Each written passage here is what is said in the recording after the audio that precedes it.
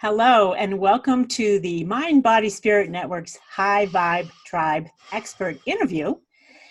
Every week, we bring to you renowned authors, speakers, teachers, healers in the realm of mind, body, and spirit.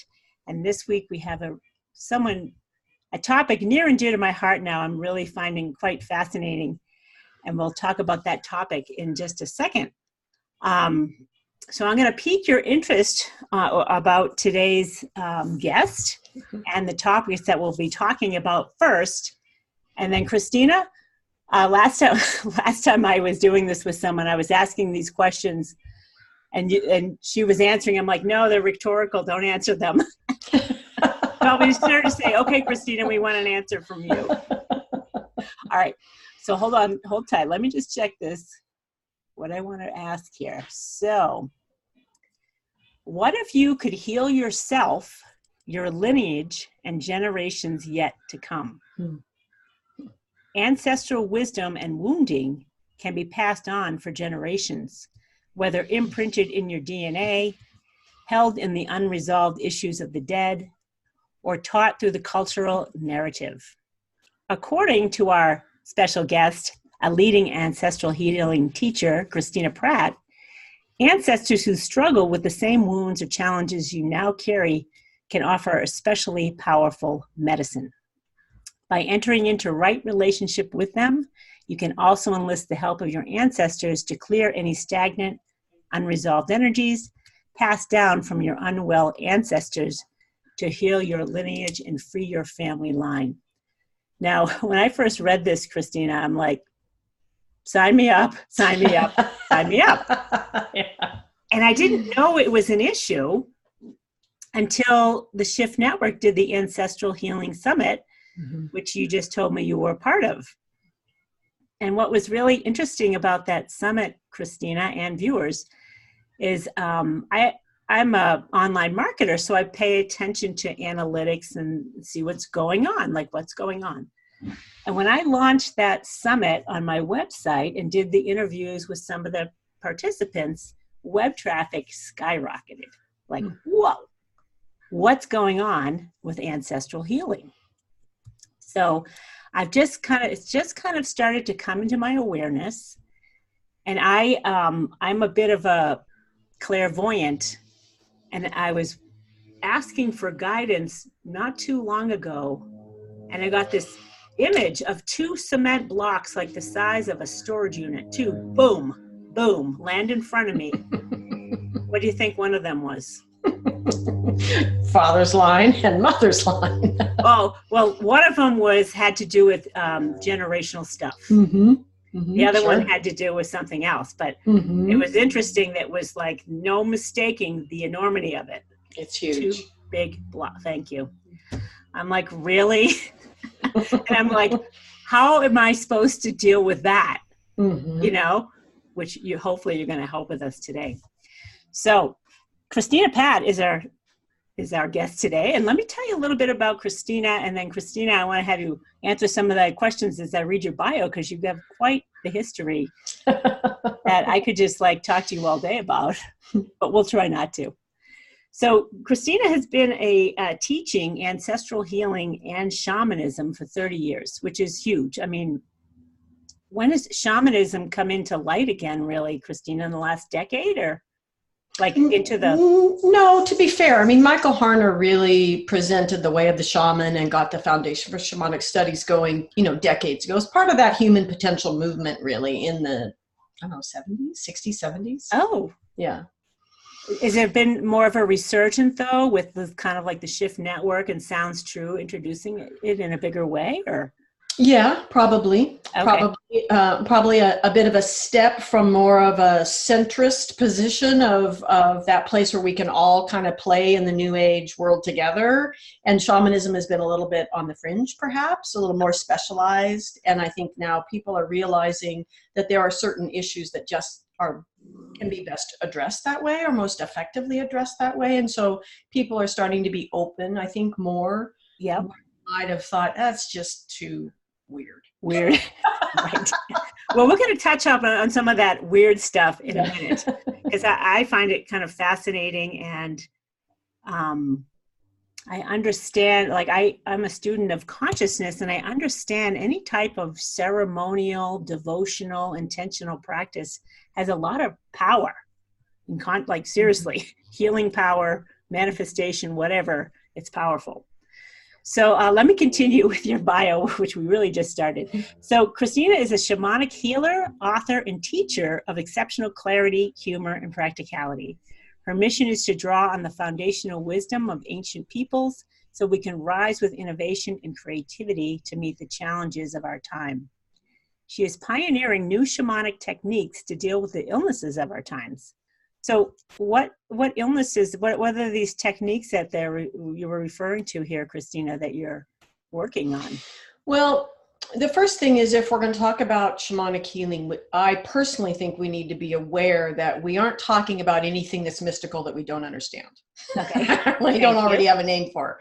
That to be respectful of the people from whom this word comes, from people in the Siberia, basically, and their traditional practices. Shaman comes out of versions of many words of many different peoples across Siberia.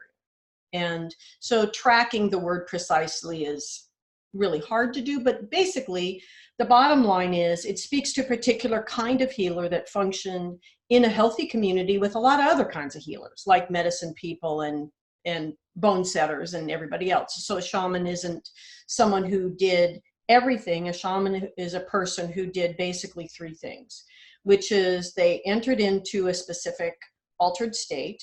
So they're leaving this, like our conscious talking here, moving intentionally into an altered state on purpose. So that's the main thing, is they can enter and exit this altered state on purpose.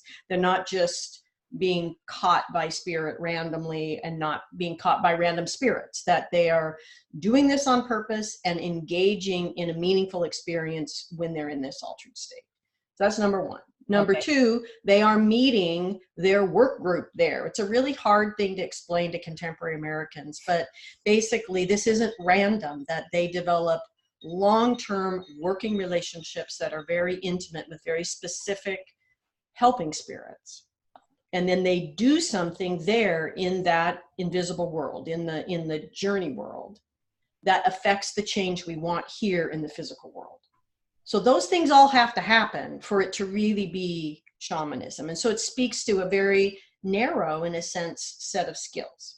Okay, so that's the shamanism piece in the first place. So then the second thing is, what the hell am I doing, right? I'm a white girl from Oregon, like, right? So that's a whole nother story. But to answer your question, so the innovation is, okay, great. We're doing these healing forms out of this long tradition that humanity has done all around the globe. We're doing these old kinds of shamanic healing, like soul retrieval work.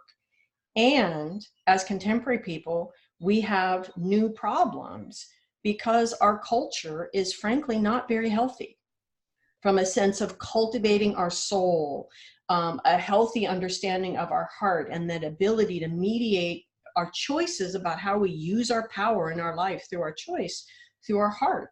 Our culture is terrible teaching people practices around that, right? I mean, we're basically a codependent, addictive culture. Right now, we're the opiate crisis. When I was in my 20s, we were the Prozac nation. I mean, it's not getting better, right? It's kind of, and so the innovations are looking at our contemporary problems. Why do we have them? Where are they coming from? How could we apply shamanic practices to this problem? One of the big ones being the need for ancestral healing. So that's the main one, is the need for ancestral healing. And other innovations actually have to do with, which is actually the really fun part. Ancestral healing is, you're really dealing with the problems in humanity, so it can be a long day at work. Right? The other one that I really enjoy is helping people work with transforming their shadow energies, which is a very contemporary thing, but shamanic skills make that really fun and joyful. Oh, And psychologically, it's a slog, man. It is hard work, right? The deeply long-term, uncomfortable psychological process. But with shamanic skills, it's actually kind of joyful.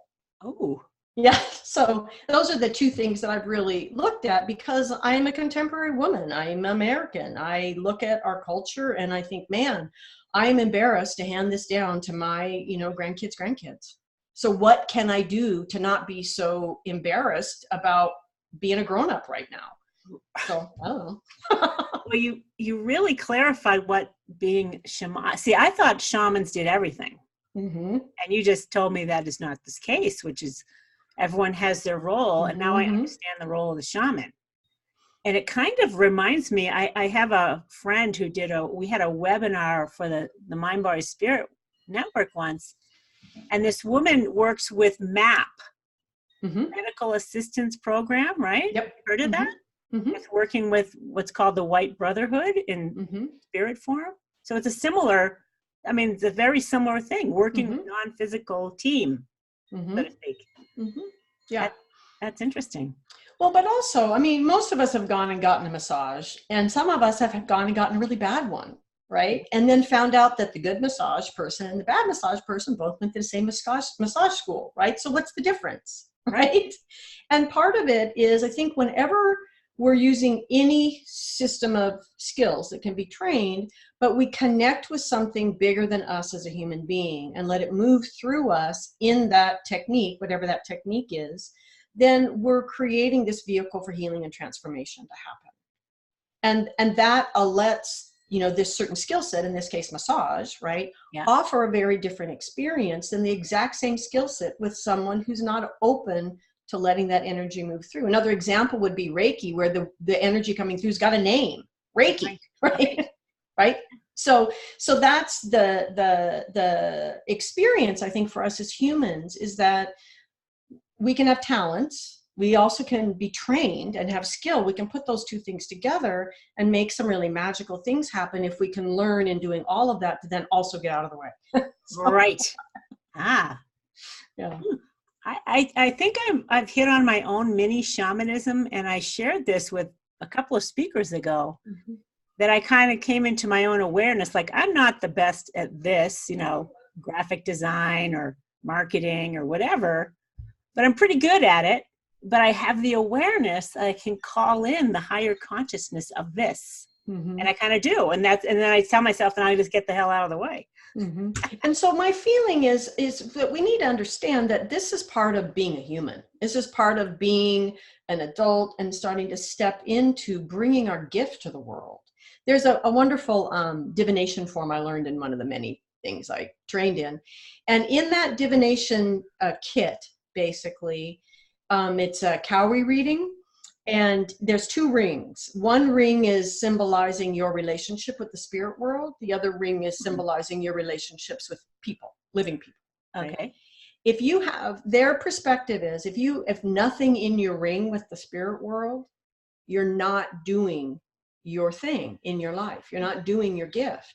Because for us to give our real unique gift to the world, which we all have, but for us to do it, we have to have that thing you're talking about, that ability to connect to something bigger than we are and move through us when we're doing it. And so for me, one of the great universal values of shamanic skills and principles to the everyday person is just getting you in relationship with your spirit help, whomever they may be and however you understand that, so that it's helping you do your thing. And that's called, in a shamanic culture that's healthy, that's called being an adult. And frankly, until you're doing that, you're not really an adult yet. Oh, yeah. And so there's this real clarity about what is your responsibility as an adult that's very different than what's expected of you as a child. I love that perspective, Christina. Yeah. That's a good, I'm taking that one to the bank today and feel good about it. It's like, let's connect with something greater. Yeah. Okay. So, so let me just finish up this bio here. So you're founder of the Last Mask Center for Shamanic Healing in Portland, Oregon. And just why I'm thinking of it, Christina's website is lastmaskcenter.org. LASTMASK center.org for those of you listening to our podcast. And she offers classes in contemporary life skills and shamanic healing for individuals, families, and communities, including Cycle of Transformation, a rigorous 4-year training. Okay, I want to ask about that in 1 second. Let me finish up the rest of this and come back, because I'm like, holy crow, 4 years, that's awesome. She's also the host of the international live internet radio show, Why Shamanism Now, and the author of the 2-volume set, An Encyclopedia of Shamanism. And she has been a speaker at virtual summits on shamanism presented by both the Shift Network and Sounds True. So we just mentioned the Ancestral Healing Summit that Christina was on. And so Christina, can you tell me about that 4-year training? I mean, it's a little ahead of the game, but I'm curious. I'm like, what could that be about? One of the unique aspects of my own path with shamanism is that as I was growing and developing as a practitioner, doing shamanic healing, and pretty much straight out doing shamanic healing, I didn't really have a straight job. I'm not really very employable, to be honest. So, 30 years in shamanism is kind of like painting a picture. So consequently, I'm developing and trying to learn to do shamanic healing, and I had a lot of opportunities open up to do a lot of shamanic healing, being the summer shamanic healer at the Omega Institute in upstate New York, where, just it's a lot of work. And so when you do anything a lot, you learn. You learn a lot, right? And I am enormous gratitude for any client that came to me in the first decade of my practice, because, I was really, really learning. So while that was happening, simultaneous to that, there was this other thing happening that I honestly will freely admit, I was not really clear what the whole thing was about in that first 10 years. But basically, I had been given a bunch of information which amounted to the first retreat, and then smaller bits of information that worked me up to the 4th retreat. And the 4th retreat, all I had was a name and a vision for, and which was kind of fine, because it literally took that entire decade to get, enough people through number 1 to get them to number 2, enough people through number 2 to get to number 3, enough people in 3 to actually get to a 4. Gotcha. And so at the year that I turned 40, I finished the encyclopedia, got that 4th workshop done, and I don't know, something else I can't remember that was really massive, of this real culmination of this big phase in my life of learning what the hell I was doing. So, how big is that encyclopedia? The encyclopedia is, it's pretty big. It's 2 volumes, and it's a real encyclopedia. It's got some essays up front, index in the back, everything alphabetical, and it's looking at shamanism as a global phenomenon. Awesome. And anyway, 4-year program with a lot of guides for that. Yeah. Okay. So the 4-year program then evolved out of this experience of me realizing, once I got to the 4th year, which was about ancestral healing, and at that point in time, no one had ever put those 2 words together in my presence, right? This idea that the ancestors needed to be healed, because in a traditional indigenous culture, animist culture, or shamanic culture, any of the beginnings of the first peoples, if you said ancestor, it was a absolutely qualifiably good thing. There's no idea of a need for ancestral healing for 2 very specific reasons. They tended their dead, that they absolutely made sure that anyone who died, that their soul succeeded in their journey to where they were going, to the whatever comes next, whatever that might be, however you think about that. And that people tried to live in such a way that at their death, they wouldn't need help. In other words, I live my life in a way that my relationships are reconciled, my affairs are in order. I've lived my life. I've done the best I can to do what I've come here to do, and I'm done. I'm tired. I'm ready to go home, in a big way. And I can just walk out of here and just leave my body behind. So that's a well-lived life, and it's a good death from a shamanic perspective. And the idea was, and when that doesn't happen, if we you know, for whatever reason that doesn't happen, the person then would be assisted in making that happen at the end of their life. And in that way, we made sure everybody got where they needed to go. So the dead were with the dead, the living were with the living, which allowed then, and this is the big important piece, allow the living to then ask their ancestors to come back as helping spirits. And that's a ritual process, a ceremonial process that is formal, and it invites them back in that new role. And so the really important thing for us to understand is just because you're dead does not mean you're any smarter than you were when you were living. That you're basically stuck here and you're a ghost and should not be treated as spirit help. And that is a big problem because a lot of people do treat their dead relatives as spirit help. Oh, I love that favorite grandma they won't let go of. that's not such a good idea. Right. So anyway, my point is, I was actually talking about the 4-year program. So anyway, ancestral healing, right? So this comes together in this 4th year, and I learned this process for doing it from my spirit help, because that's the other thing. Every year is an entire year of teaching. It's really complex teaching. It's all given by spirit, and it's each about the 4 primary archetypal energies we need to be in right relationship with to do our thing, to do our transformative thing here in the world. We need to be in right relationship with the healer and the warrior and the teacher leader and the visionary, because anything we do, whatever we do, is going to require that there's some of all of that. Right. Because our unique genius hasn't been done yet. And so we have to lead ourselves. We have to fight for it. We have to have that vision, and we have to heal to be able to do it. It doesn't matter whether I'm a politician or have a gas station or an amazing, you know, clairvoyant or whatever, that I'm still going to need those things. So each year reconciles our relationship with each of those archetypal energies so we can do our thing. Okay. And so that 4th year, which is about the ancestors, was about getting right with the visionary.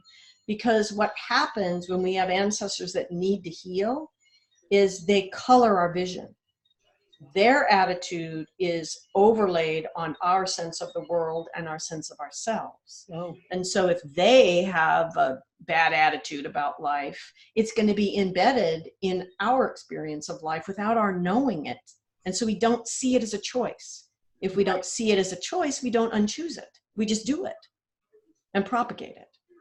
And so this is a large thing that we're experiencing now at this point in time after several thousand years of not tending our dead. And we're all equally guilty. So I'm not blaming anybody specifically, right? We don't. Think of your funeral process, right? You even a celebration of life. You just hand the dead person off to God, however you know, whatever name you give God, right? Yep. Expect God to do it. It's not God's job, is basically what shamanism says. It's our job, right? And so this is the issue.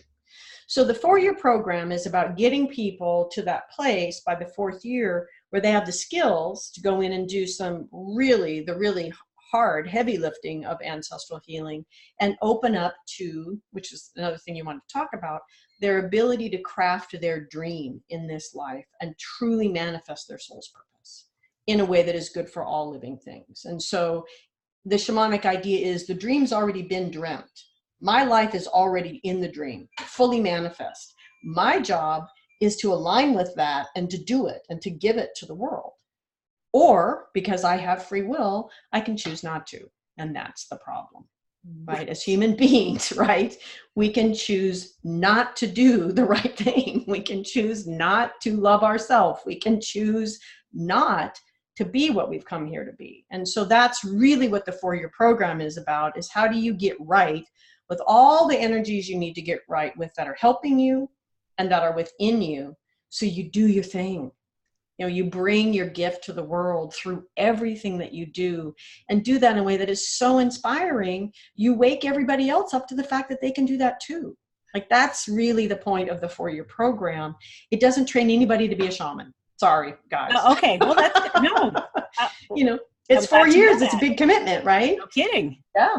It's a commitment to yourself, though. Mm-hmm. Well, what I do after people have completed the 4 years, periodically in my student community, of people that have completed this process or in the process, I offer what I call healing forms, where we spend a kind of a long year and we go through all the different shamanic healing forms. So they learn how to do shamanic healing, but they've already got this huge basis of living shamanically in the world. Oh.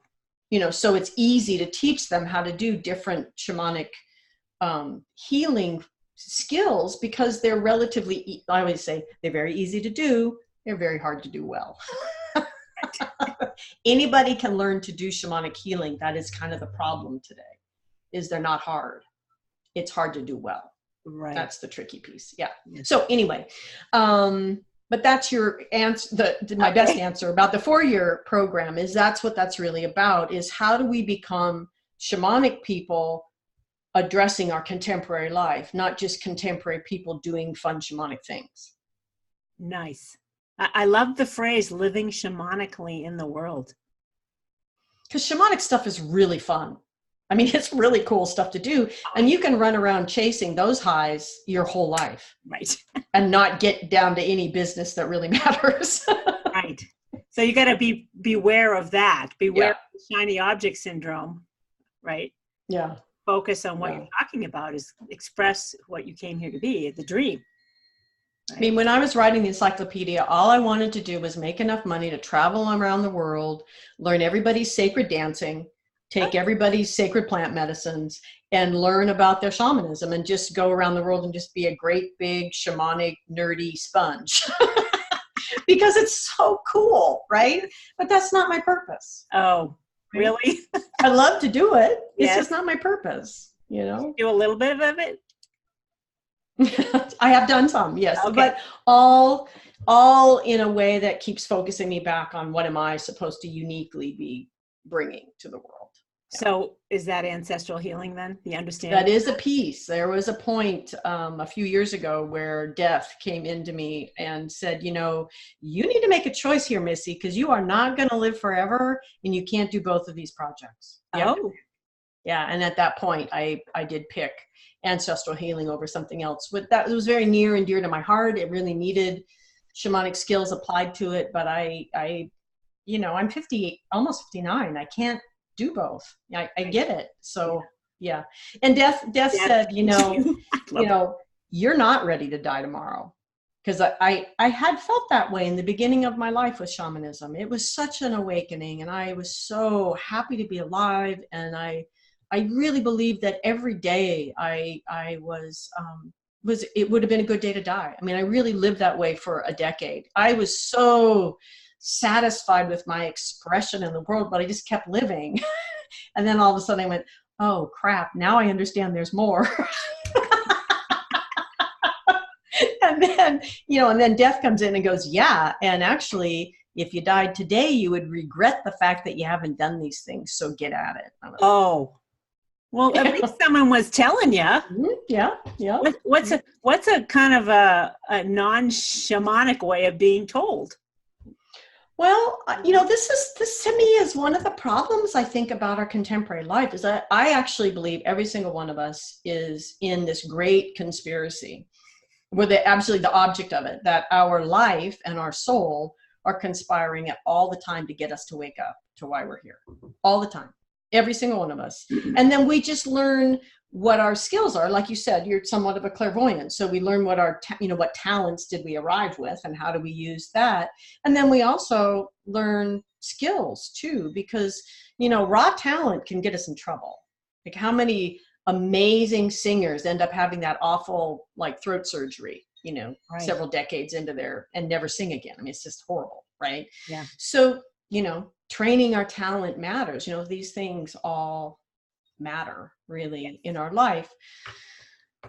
But, you know, the basic thing is what our medicine, you know, what we've really brought to in this world that is not yet known actually doesn't begin with our happy place. It usually starts out with something that is really kind of a poison in our life, something that we're really stumbling on, or many people talk about an illness, but I actually believe we have an opportunity to pick up medicine multiple times if we live long and live well.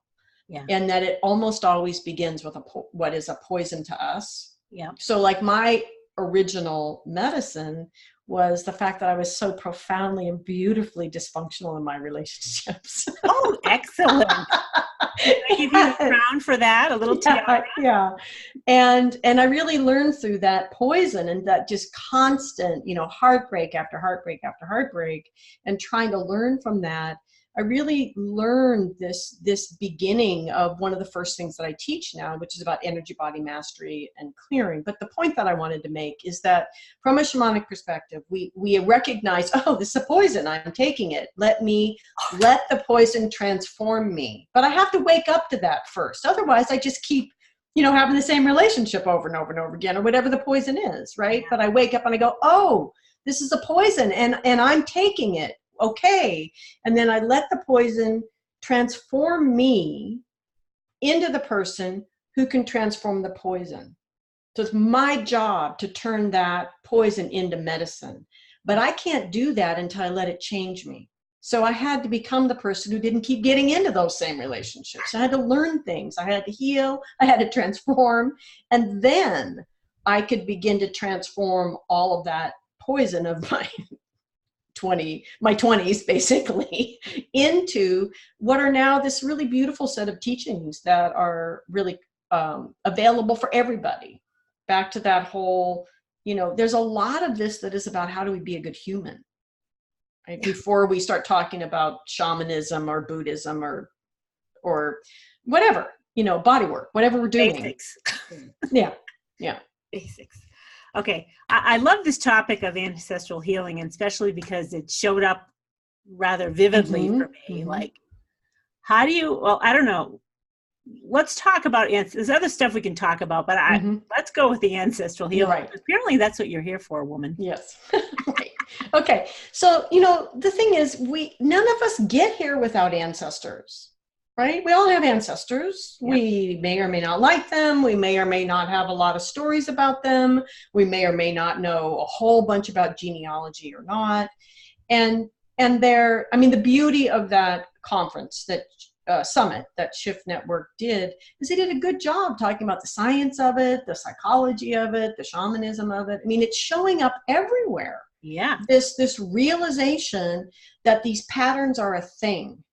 And whether we want to try to look for them in the DNA or in shamanism, shamanism itself as a practice is really about pattern recognition when we're in that journey state, in the shamanic journey state, and recognizing patterns, which is something human beings do.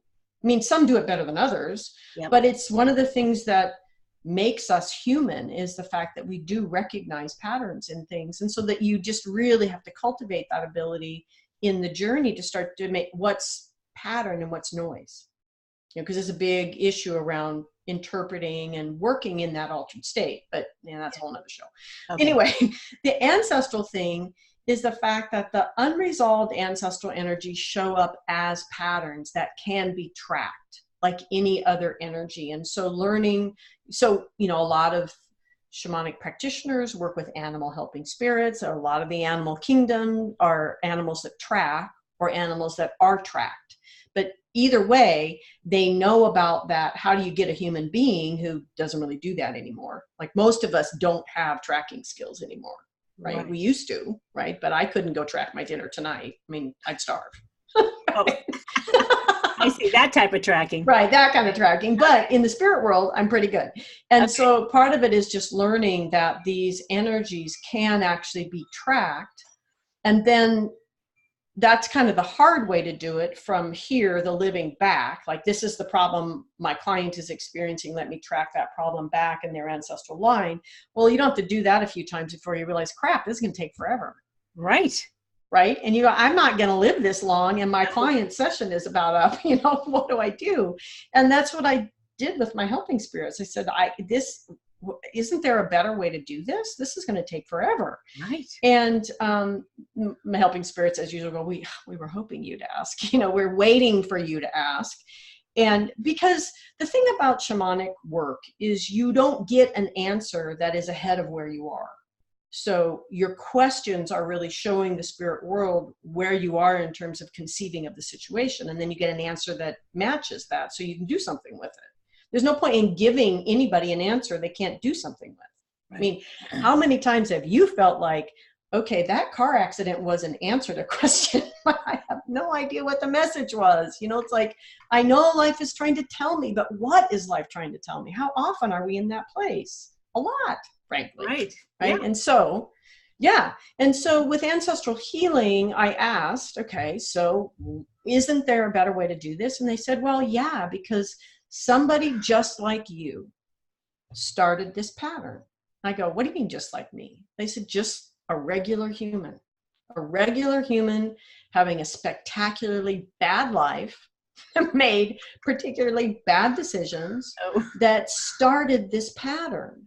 And if you go back to the beginning, it's simpler because you're with that first person who's frankly just like you. It's easier to understand why they did what they did. And so I got, in following this line of direction, I got taken to a man who was one of those really big, strong men back in the day where being able to, you know, pull your own plow and be really strong really mattered, but he was not very intelligent. Like, noticeably not Like very dumb. intelligent. Yeah. His wife, on the other hand, yeah, loved him dearly and did all the churning the butter and the blah, blah, blah in the home. She happened to be extremely intelligent. And she didn't care that her husband was unintelligent. He had a heart of gold. She loved him dearly. He loved her, happy as could be, had a little baby. He had a really bad day. And you know, he had been taken advantage of because he wasn't very smart, and like a whole lot of things. You know, we've had them, bad days, right? Where you just want to throttle somebody. Yeah. Right? Just a bad day. He came into his house. He said something. She responded. They actually just misunderstood. He just misunderstood. And he just hauled off and swung and hit her. And she fell back, hit her head on the hearth, this big stone hearth, and dropped dead. Ooh. In front of the child. Oh. And that began the pattern. Yikes. Right. And so here's just a guy, you know, just a normal guy who just did a horrible thing. But there's no do-over for the living, right? Because she's now dead.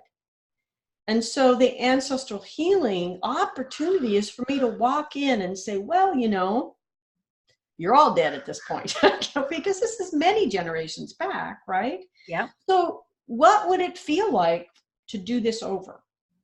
And so a lot of ancestral healing is about walking back either to where there was a choice of a fork in the road, or bringing in people that are already dead so he could realize his wife still loved him. She understood it was an accident.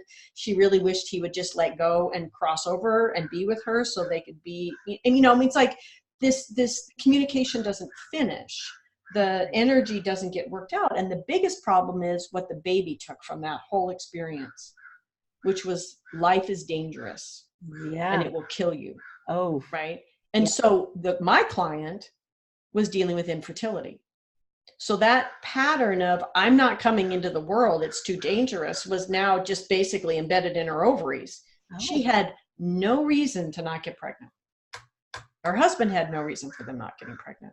And 11 months after this session, I got a birth announcement.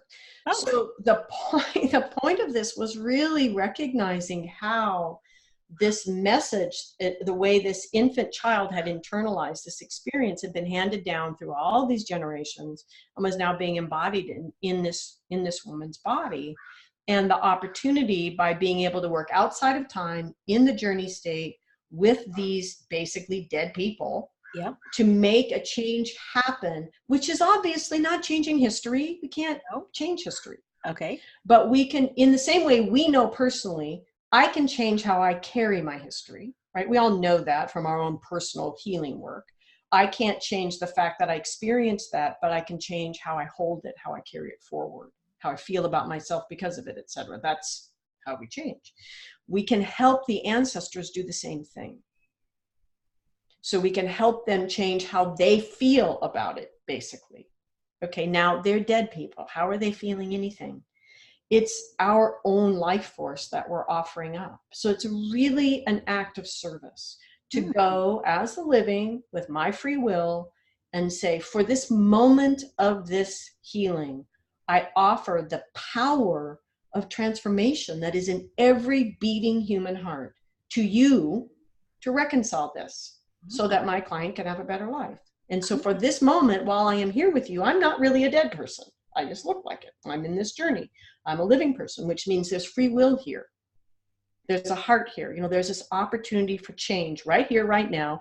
And honestly, some dead people are pretty incalcitrant. And I just say, look, this is a one-time deal. I am here right now. I am not coming back. So you can seize this opportunity to help me make this change happen, or I'm leaving. And you're going to be stuck here for all of eternity. Sometimes you have to be a little pushy. But anyway, the point is, as a living person, you not only have power to create change in your own life, but you have power to create change in the lives of these dead people, assuming they're going to work with you to do that. And so anyway, the point is, the pattern can get changed at the beginning, and then ultimately has to get changed all the way through all the generations of the dead to the living. And then my job's over. And now you have to clear your version of that pattern. Oh. But the change is now you can. So what we experience when we're actually experiencing ancestral healing issues and we don't know it, is we're doing all that beautiful work we're doing these days to change and transform and heal, and we feel ourselves, it's different. And then a few months later we go, this is that same stupid pattern at this new level of awareness. I mean, everybody who has not experienced that, right? Exactly, right? So we do the work again. We recognize this pattern. We know we did this work. We do the work again. Maybe we do it a little deeper level and we clear it, change our life, bring somewhat new things into life. 6 months later, right? New version, same pattern. And some people go, oh, well, that's just the onion skin. It's like, screw the onion skin, people. This is wrong. Yeah. You know, that whole thing, oh, life is just an onion skin. Like, no, this is a problem. And so what's happening with ancestral healing is I am not the source of the problem. I'm experiencing it. I'm the symptom out here in the land of the living. But the source is back here in this fabric of the dead, woven of the dead, really.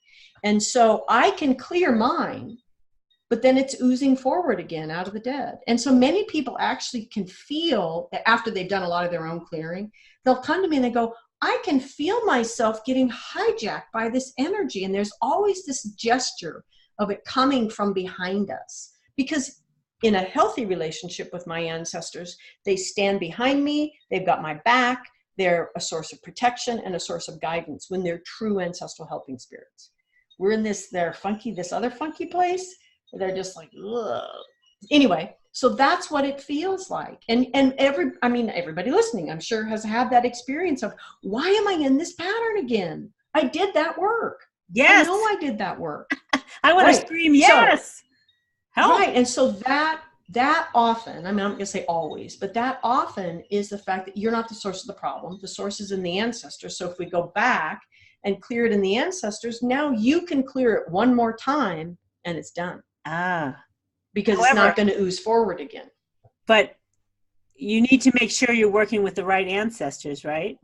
Cooperative, wanting to move forward type. Well, or this is the thing, you know, we've all got some pretty dubious characters in the in the background, but someone who truly messes up their life really badly, but then reconciles it, is a great teacher, right? I mean, people that have never made a mistake, they don't really know anything, right?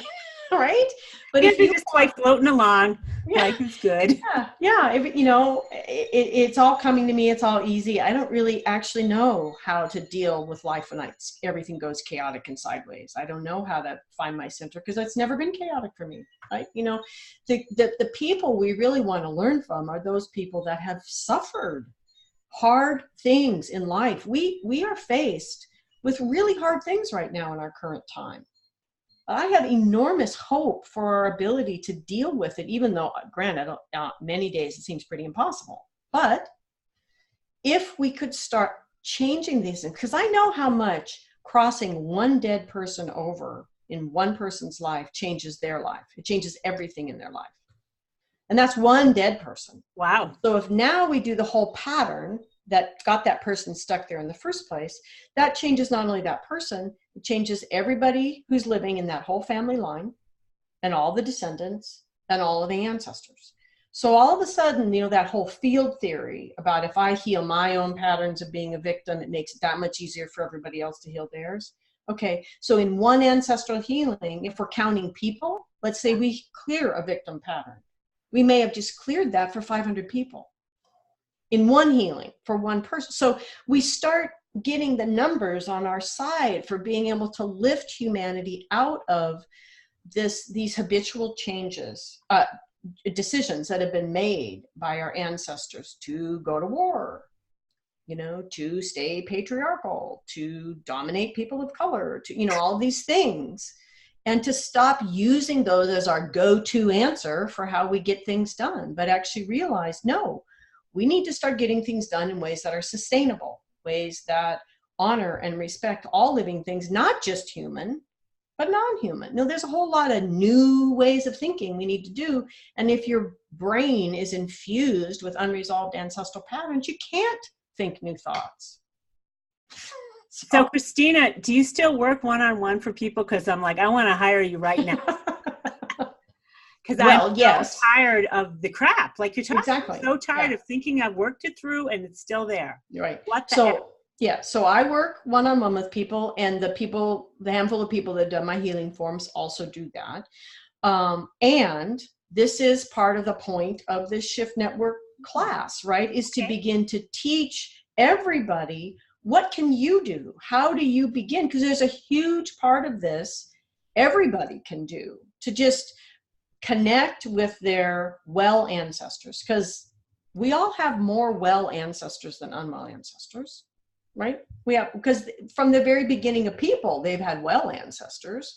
This whole not doing it right is just a very contemporary contrivance, right? So we have a lot of well ancestors that are trying to help, but it's sort of like, if they're way back here and I'm right here, in between us is all the unwell ancestors. And for many of us, a lot of people are estranged from their family. They don't have good relations with their family. They don't want to turn that way for guidance. They're just trying to go over here and get healed, right? And so there's a lot of no going on relative to our relations and our ancestors and the dead. Well, the problem is that gets our whole healthy ancestors stuck behind that no as well. Right. And so what everybody can do is learn to say yes. How do you say yes to the well ancestors without saying yes to the unwell ancestors? And so that's one thing everybody can learn to do. And then my well ancestors can help get those unwell ancestors off my back. Right. So that's number two that we can learn to do. Come on, cut this distraction. Let's come this way, you guys. Right, exactly. Right. And then the third thing that everybody can learn to do is to begin to track those patterns that really are those simple patterns, where it's just a person like you or me having a really bad life and making really bad decisions on a bad day and not being able to take it back, not having the time or whatever is needed to reconcile it, even though we want to. Yeah. We can actually deal with those people ourselves, because they really do just need that opportunity to be returned to that place where they see there was possibilities, there were other choices, so there is hope. And at that place, then they can be cleared out. So all of that, though it seems like kind of a big deal, with the right skills and practices, everybody can do. You don't need any shamanic training. And that will lift this burden of all this unresolved stuff off us, so we get some breathing room. Then we can say, okay, this problem, yeah, that's kind of too big for me. Christina, could you deal with this? Okay. Yeah, and really bring the icky stuff, because, some of our ancestors were good people. They chose they chose intentionally to harm other people. So that's a harder pattern to clear. Yeah. Some people actually not only chose to harm other people, but it was a great conspiracy to do it. It was against an entire group of people or over many generations. So that becomes harder to deal with as well. And these are things you would learn to identify, like, this is mine to do, I can do it. This is not mine to do, I can't do this. This is what I need to sort of roll up the line to people that are specifically skilled to do this. The other thing about this, as I don't know, as awful as some of this really sounds, the truth is some people really love it. Once they have the skills to do it, they go, wow, I'm good at this. I'm like really good with the dead. Oh, A lot of people find it is just their sweet spot, and they really like helping other people doing this. It's been a fascinating thing I never expected, because it's often in my student community the people I least expect to like it, because you're always dealing with people behaving badly, and that's hard. But some people just love that opportunity to get into that really stuck place and bring that hope and that possibility and change, and they're really good at it. They're really patient. This one woman, the remedy that she got while she was in doing an ancestral healing was, this person needed to hear this particular Buddhist prayer 5,000 times. I'm like, did you do that prayer 5,000 times? She goes, oh, it took me a few journeys, and I got some monks to do it with me, but eventually we got it done. I was like, wow. But she loved doing it. Oh. It worked, made her happy, helped the client. Nice.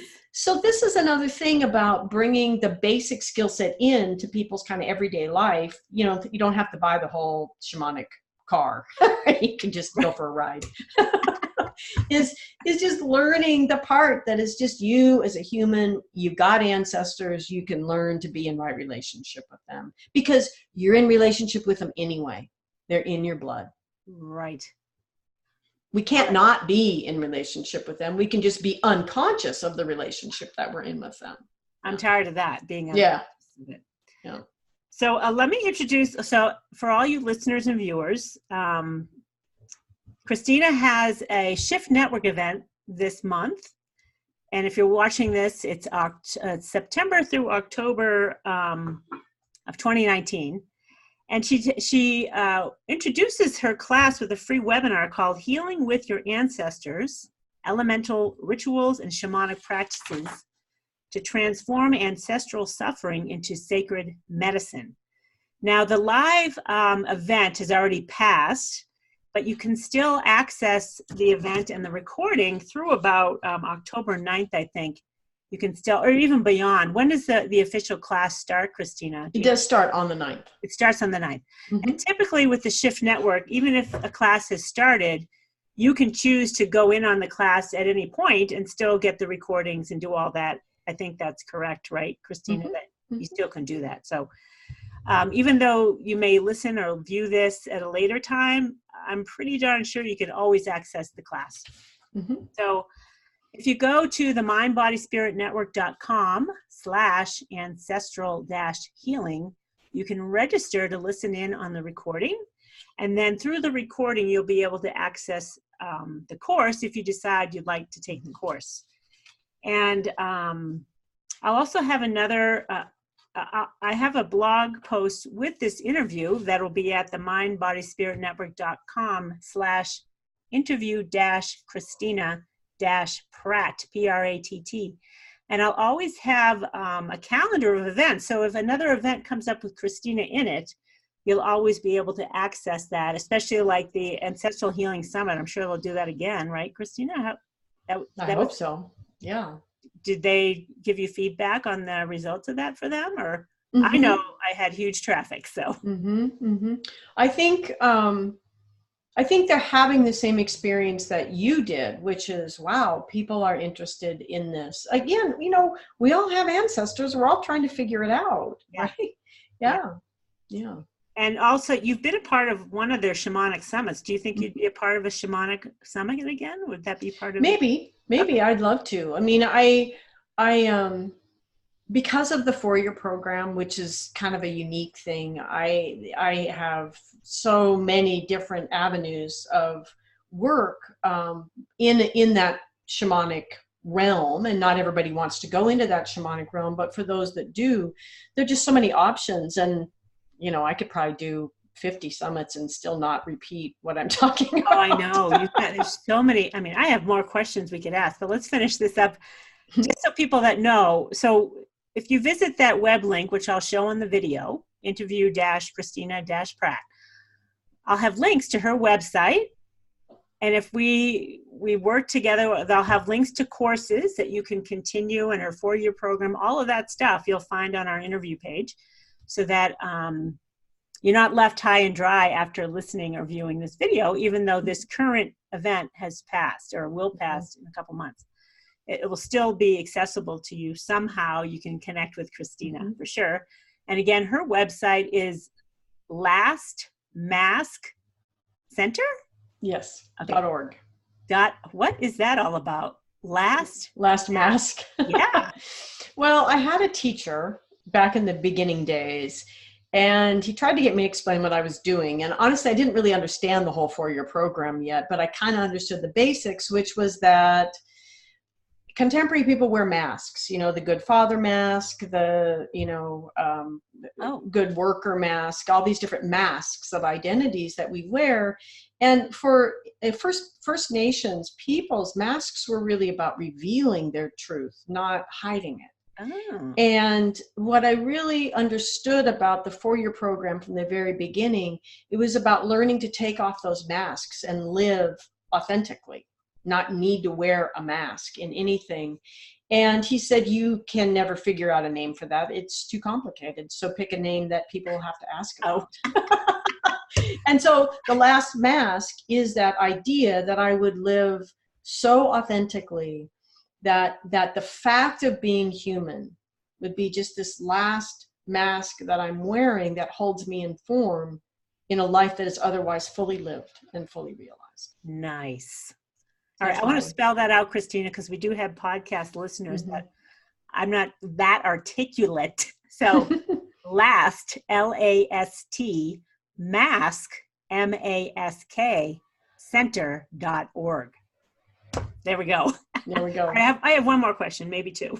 And Okay. then I know you have to go, but we have a few more minutes, so I think we could ask one more question. Sure. So I told you I just finished reading a book by another a Celtic shamanic practitioner called Up a Tree. And it's a novel, but it's also a shamanic handbook.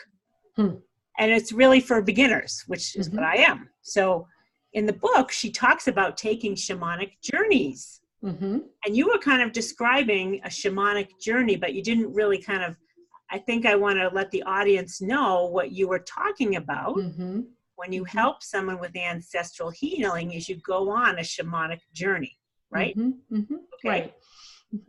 So could you just describe kind of quickly what a shamanic journey is again? Yeah.